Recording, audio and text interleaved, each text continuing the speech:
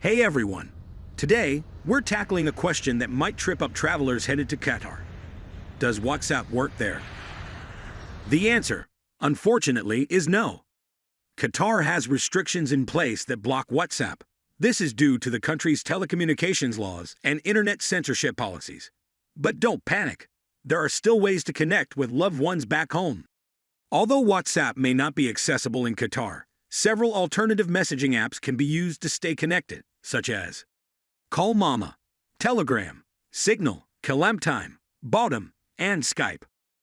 It's important to be aware of local laws and regulations when using messaging apps in Qatar. Using a VPN to bypass the WhatsApp block is illegal, so be sure to stick to the approved options.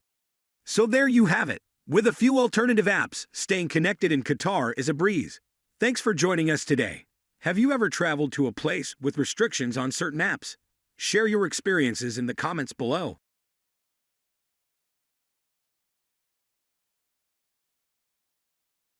CallMama, connecting people with loved ones.